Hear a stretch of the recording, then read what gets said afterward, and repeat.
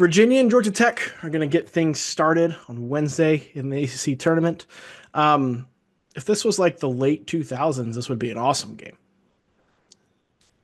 Not the late 2000s though, Ralph. It's not the late But 2000s.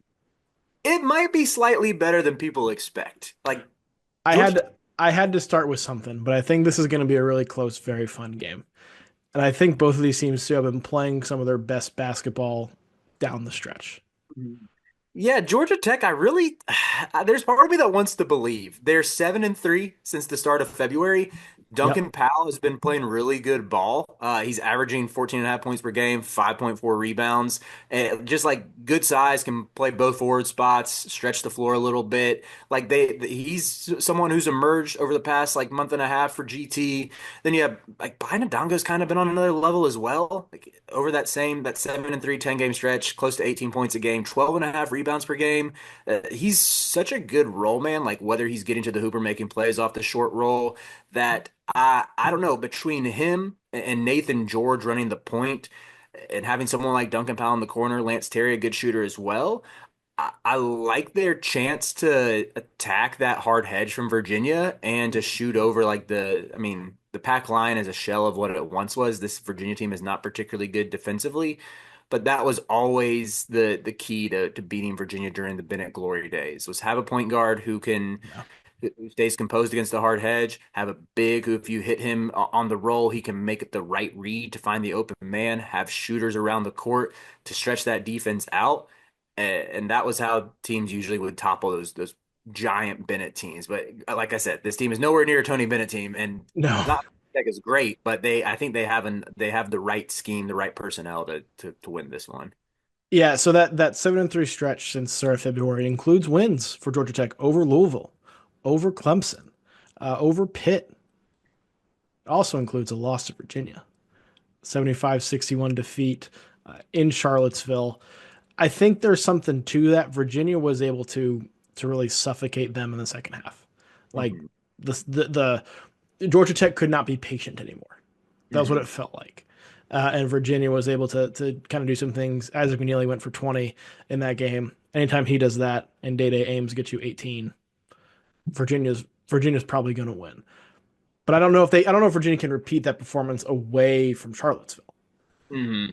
Yeah, I mean, I'm glad you mentioned that. Like, just because I don't know, I'm kind of, I wouldn't say I'm high on this Georgia Tech team, but I think there's a little bit of weirdness to them with how well they play against good teams, to where Yes. I'm already kind of looking ahead to the matchup with Duke, where it's like, maybe you catch an unfocused Duke team who doesn't have much to play for. They got a one seed locked up, and you have Nathan George and Biden Adongo go like God mode, and they get it done.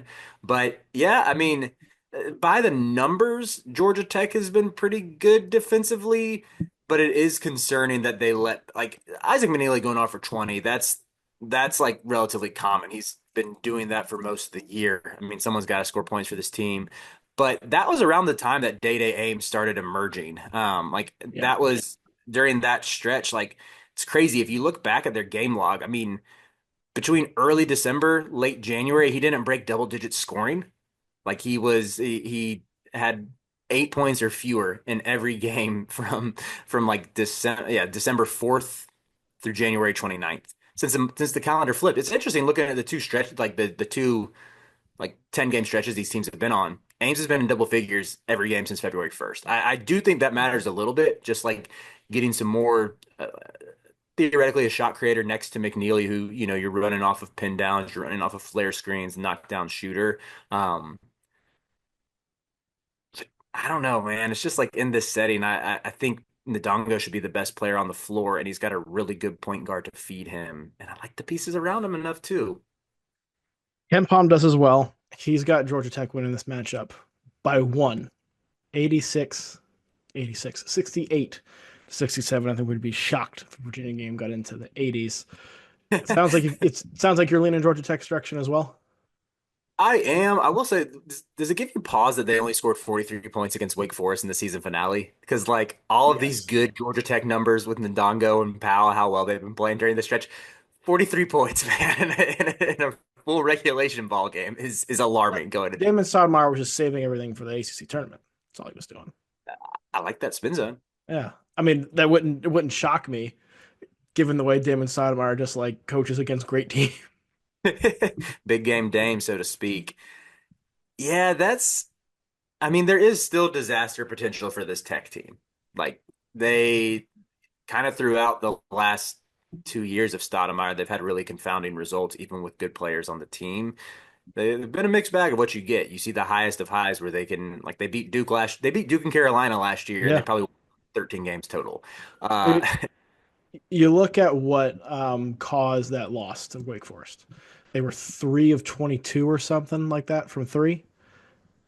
Virginia is outside the top 200 in 3 point defense. They turned it over 16 times. Virginia is 294 in turnover rate. good Like point. I don't think either of those things are going to be issues. At least Virginia won't have a part in them. They'll be self-inflicted with Georgia Tech if that happens. Um, I think Georgia Tech wins. I think Georgia Tech wins. It may be close. It'll probably be a quick game given the pace, but I think Georgia Tech wins by we'll say a bucket or two. I think we get another close game. Hmm. I know that they just like Virginia kind of handled them last month. There's just part of me that's like I kind of think Georgia Tech gets it done by double digits. Like I wonder if Virginia's just ready for their season to end, They may be. ushering in an era with a new coach. So I don't know this, but I mean, once again, this Georgia Yeah. Tech's on. If It you could. if you believe reports today, as of recording on Tuesday, they've already pretty much identified Ryan Odom as the guy. We'll see if that's accurate reporting, but if you've already kind of like penciled in for next year, it's hard not to feel that elsewhere in the program as well. So we'll see what happens. We'll have a full recap on the channel after the game. So make sure you like and subscribe.